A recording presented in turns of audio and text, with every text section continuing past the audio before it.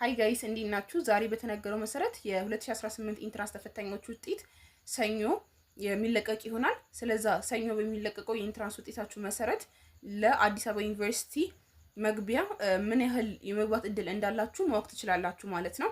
እንግዲህ አዲስ አበባ ዩኒቨርሲቲ ለመቀላቀል የምትፈልጉ ተማሪዎች ዩኤቲ የተሰኘውን የመግቢያ ፈተና መፈተን እንዳለባችሁ ታውቃላችሁ ብዬ አስባለሁ። ሶ የዚህ የዩኤቲ ፈተና የኢንትራንስ ውጤታችሁ የሚይዘውን ያህል ቫልዩ የሚይዝ ነው።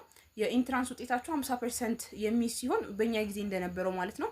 የኢንትራንስ ውጤት 50%፣ የዩኤቲ ውጤታችሁ ደግሞ 50% ነው የሚይዘው ማለት ነው። ሶ ሰኞ በሚለቀቀው ውጤታችሁ የሚኖራችሁ ውጤት 50% ቫልዩ ሲሆን የእሱን ያክል ደግሞ የዩኤቲ ፈተና ገና ከዚህ በኋላ የምትፈተኑት አዲስ አበባ ዩኒቨርሲቲ ለመግባታችሁ ኪ የሆነ ነገር ነው ማለት ነው።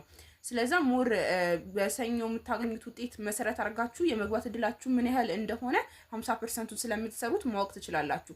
ስለዛ የዚህኛው ዩኤቲ ፈተና ደግሞ የሚቀራችሁን 50% የተሻለ እንዲሁም ደግሞ ከፍተኛ እንዲሆን ለማድረግ ምክንያቱም በየአመቱ የመግቢያ ነጥቡ ከፍ እያለ ነው የሚመጣው። ምክንያቱም ባለፈው አመት ከኛ በፊት የነበረው ማለትም ከሁለት አመት በፊት 60 ምናምን ነበር የወንዶች፣ በእኛ ጊዜ ደግሞ 80 ምናምን ሆኖ ነበር። ሶ አሁን ደግሞ ወደ 90 ሊጠጋ ይችላል ማለት ነው፣ ወይ ደግሞ ወደ 80ዎቹ መጨረሻም ሊጠጋ ይችላል ማለት ነው። ስለዛ ከዛን አንፃር እናንተም መስራት ያለባችሁ መስራት የሚጠበቅባችሁ መጠን ከፍ እያለ ይመጣል ማለት ነው።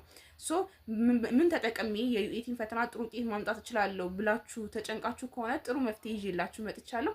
the 5% ክለብ ይባላል። ያንን 5% ክለብ በመቀላቀል ዩኤቲ ውጤታችሁን ከፍተኛ እንዲሆን ማድረግ ትችላላችሁ ማለት ነው። ሶ እነዚህ 5% ክለብ የሚተሰኙት የዛሬ አመትም ተማሪዎችን የዩኤቲ ፈተናን ጥሩ ውጤት ማምጣት እንዲያስችሉ ሰርተው ብዙ ተማሪዎች ገቨርንመንት ስኮላርሺፕ እንዲያገኙ ከዛም ባለፈ ሁለት ተማሪዎች ደግሞ ፕሬዚደንሻል ስኮላርሺፕ እንዲያገኙ ማድረግ ያስቻሉ ናቸው። ፕሬዚደንሻል ስኮላርሺፕ እንደምናውቀው ከገቨርንመንት ስኮላርሺፕም ከፍ ያለ የስኮላርሺፕ አይነት ነው ማለት ነው፣ በኢኤዩ የሚሰጥ።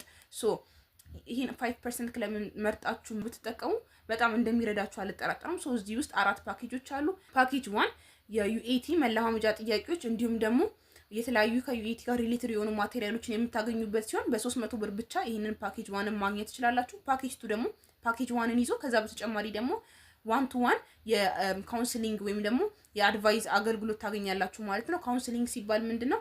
ከዚህ በፊት የኢንትራንስ ተፈትነው ከፍተኛ ውጤት አምጥተው ከዛ በተጨማሪ ደግሞ ዩኤቲን ጥሩ ውጤት አምጥተው ኤኤዩ መቀላቀል የቻሉ ተማሪዎች ከነሱ ኤክስፒሪየንስ አንፃር የተለያዩ ነገሮችን ሼር የሚያደርጓችሁ ማለት ነው። እንዴት ስትረስን አንድል ማድረግ እንዳለባችሁ፣ በምን አይነት ሜንታል ስታተስ ውስጥ ናችሁ ጥያቄዎችን መስራት እንዳለባችሁ ይነግሯችኋል ማለት ነው። ከቴክኒካል እውቀቱ በተጨማሪ ይህን ፓኬጅ ደግሞ በ400 ብር ብቻ ማግኘት ትችላላችሁ።